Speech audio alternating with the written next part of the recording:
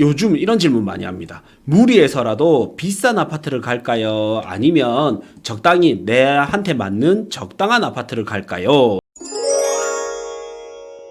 이래 많이 물어보시거든요. 자, 그래서 과거로 돌아가면요. 과거 한 10년, 11년 전으로 돌아가면 한때 대연 힐스테이트가 센텀파크 1차보다 비쌌던 적이 있는데 결국에는 시간이 지나서 보니까 입지가 좋은 센텀파크 1차가 대연 힐스테이트보다 2억 정도 더 비쌌죠.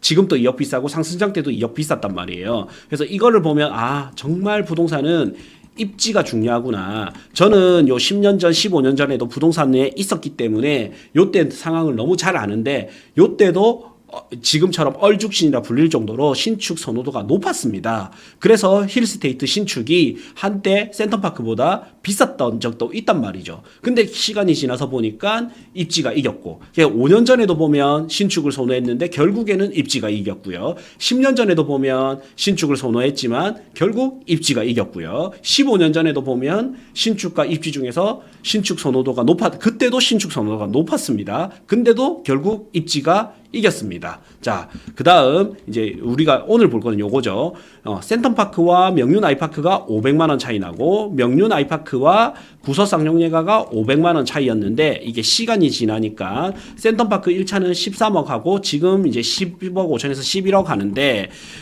명륜 아이파크 1단지는 9억 6천, 그러니까 전 고점이 한 3억 4천 정도 차이 나죠. 그 다음에 현재 시세도 3억 이상 차이가 납니다. 과거에 500만원 차이가 지금의 3억 차이가 난다. 그 다음 또 명륜 아이파크보다 500만원이 쌌던 구서 쌍용예가 2단지를 보면, 자, 전고점은 9억 6천인데 구서 쌍용예가는 7억 5천이죠. 그러니까 한 2억 차이 나고요. 현재 시세도 보면 7억이고 요게 한 6억이니까 지금 또 한 1억 이상은 또 차이가 나게 됩니다. 1억 정도는 차이 나게 되죠. 그래서 과거의 500만 원 차이가 시간이 지날수록 점점 벌어지잖아요. 그래서 무리해서 적당한 아파트를 사는 것보다는 무리해서 비싼 아파트를 사는 게 좀 더 유리하다라는 거예요. 예. 그래서 보면 서울도 보면 입지 순위가 생각보다 잘 안 바뀌게 되거든요. 그래서 어떻게 보면 무리해서라도 좀 비싼 아파트를 사는 게 저는 맞다라고 생각을 합니다. 이거를 좀 더 디테일하게 보자면, 자, 부동산은 이런 사이클이 있습니다. 이런 사이클이 있는데 만약에 지금처럼 이런 하락장 있죠. 요런 구간. 하락장 때는 정말 더 무리해서라도 좋은 아파트를 사는 게 맞고요. 그 다음 주변에서 전부 내가 어디 카페나 음식점을 갔는데 혹은 지인 모임을 하는데 막 부동산 이야기가 많이 나온다. 이거는 부동산 과열 구간이거든요. 이런 과열 구간에서는 무리를 하는 게 안 좋습니다. 요때는 대출을 50% 이하로 하는 게 매우 중요합니다. 제가 한 오래 있으면서 하락장을 한 3번 정도 겪어보니까 부동산을 오랫동안 살아남은 사람이 많이 없었단 말이죠. 그게 왜 없는지 좀 구체적으로 알려드리면, 제가 이제 30대 초반 때, 30대 후반에 자산가가 있었거든요. 그 당시에 이분이 약 10억 정도가 있었습니다. 현금이 10억 정도. 지금으로부터 10년 전이니까 그때는 10년에 10억 모으기 해서 10in 10이라는 게 유행이었습니다. 그래서 10년에 10억 모으면 나는 경제적 자유를 이룬다 했었거든요. 근데 지금은 자산 가치, 그 화폐 가치가 떨어지면서 이제는 10억이라고 경제적 자유를 이루기는 힘들죠. 근데 10년, 15년 전에는 이런 붐이 있을 정도로 10억이 엄청 큰 돈이었습니다. 근데 요 당시에 10억을 들고 있는 분을 제가 보면 어땠냐면, 여러분 또 한번 이제 역지사지로 내가 이분이라면 어떨까 한번 생각하면서 한번 보세요. 자, 10억을 들고 부동산 판에 처음 왔단 말이죠. 10억을 들고. 그러면 이분은 10억을 가지고 절대 몰빵해서 한 개 부동산에 투자를 하지 않습니다. 어떻게 하냐면 부동산을 처음 하기 때문에 한 5천 혹은 1억으로 투자를 해봅니다. 1억으로 10억이 있다면 1억으로 투자를 해보고 이 1억으로 처음에는 대출도 싫어합니다. 대출 없이 거의 사요. 예. 그래서 1억으로 부동산을 샀더니 이게 이제 1억 5천이 돼버린 거예요. 5천이 오르네 이러면서 와, 신세계를 맛보는 겁니다. 신세계를 맛보고, 그러면 이분은 어떻게 되냐면 수익금 5천과 원금 1억, 일단은 세금은 제외시키겠습니다. 원리만 배우기 위해서니까.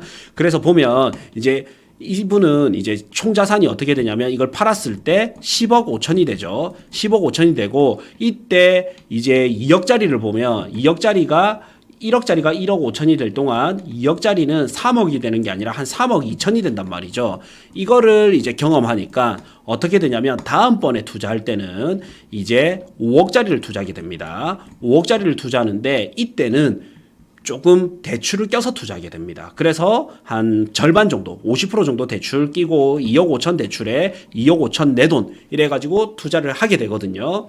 그래서 투자를 하니까 이게 나중에는 이제 7억이 된단 말이죠. 7억이 되고 이때부터는 부동산을 이제 보통은 2년 단위로 많이 굴리니까 이렇게 한 4년이 흘러가면 부동산은 계속 오르는구나라고 생각하게 됩니다.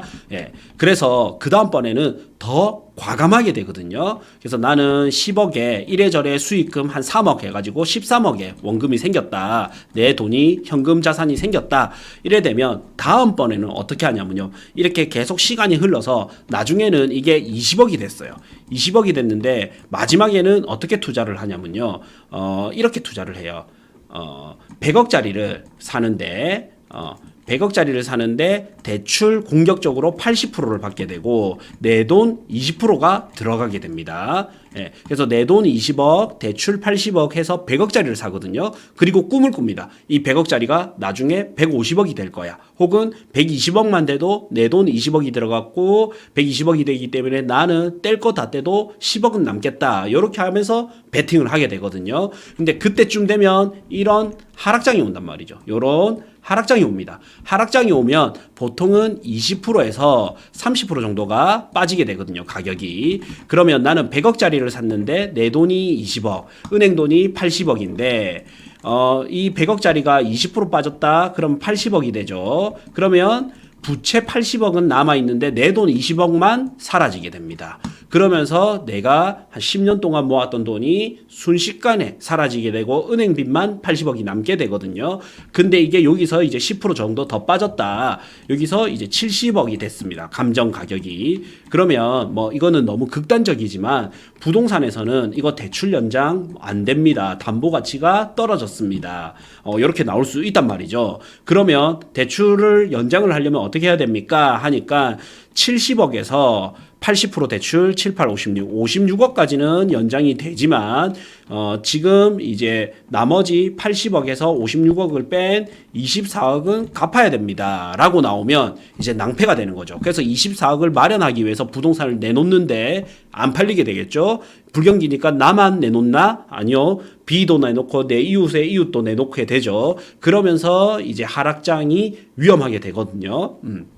그래서 저도 이제 뭐 이런 걸 경험하다 보니까 저 또한 공격적으로 대출해서 뭐 힘들어 하고 있지만 이런 거를 겪으면 어떻게 되냐면 빠질 때 한 최대 30% 정도까지 빠지고 요쯤 빠지면 어느 정도 반등장이 나온단 말이죠. 예. 그래서 10억짜리를 혹은 100억짜리를 아까처럼 사는데 50억이 만약에 대출이었다면 30% 빠졌다. 그러면 이게 70억이 되죠. 그러면 70억에 70% 대출 혹은 80% 대출이 되니까 7, 7, 49 하면 49억까지는 대출을 유지할 수가 있잖아요. 그러면 이분은 추가 금액 없이 거의 유지할 수 있게 되거든요. 그러면 이제 버틸 수 있게 되죠. 그리고 버티다 보면 어떻게 된다? 다시 상승장이 오는 거예요. 근데 못 버텨서 팔고 나면 이제 상승장이 오는데 그때 이미 나의 자산이 사라지게 된단 말이죠.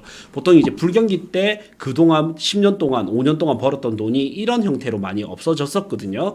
그래서 이제 이런 불경기 때 이런 불경기 때는 이제 요런 불경기 때는 좀 공격적으로 투자를 하시면 더 전략적으로 유리하고요. 이런 상승장에 누가 봐도 상승장이다 하는 거는 부산에서 상승장인지 어떻게 할 수 있냐면 제일 하급지인 부산에서 제일 하급지인 요런 동네 있죠. 요런 동네가 가격이 올랐다. 가격이 올랐다 하면 이제 좀 과열 구간인 거예요. 그래서 부산에서는 사하 영도구, 중구가 제일 하급지인데 요 동네가 가격이 올랐다면 이제 어느 정도는 과열 구간에 들어가고 있기 때문에 요 때는 공격적인 대출을 조금 줄이는 게 낫습니다. 대출을 안 받거나 아니면 50% 이하로 줄이면 혹여나 내가 예상치 못한 불황장이 오더라도 좀 버틸 수 있는 힘이 되는 거죠. 네. 자, 그래서 일단 이제 웬만하면 조금 무리해서라도 좋은 데 가는 게 낫고, 특히나 불경기 때는 무리를 해서라도 상급지를 가는 게 나은데, 부산은 이제 아직까지는 어떻게 보면 과열 구간이 아니기 때문에 무리해서라도 좋은 데를 가는 게, 좋은 부동산을 사는 게 전략적으로는 유리합니다. 네. 자, 다음, 나는 투자를 하고 싶은데 돈이 부족하다면 이제 주거와 투자를 분리해서 해라. 제가 이렇게 좀 말씀드리고 싶은데, 여러분들이 이제 사면 안 되는 아파트들이 있습니다. 부산에서 부크TV 월 12,000원 멤버십에 오시면 직접 데이터 분석을 통해서 추천 아파트, 추천 토지, 추천 건물 꾸준히 올려드리고 있습니다. 지역은 부산, 서울, 경기도, 대구 이렇게 골고루 올려드리고 있기 때문에 요거 한 달만 하고 끊으셔도 되니까 필요한 분은 꼭 보시길 바라겠습니다. 고정 댓글 확인해 주시면 저희 신규 강의 현장 답사 참여 가능하니 고정 댓글 확인 부탁드리겠습니다.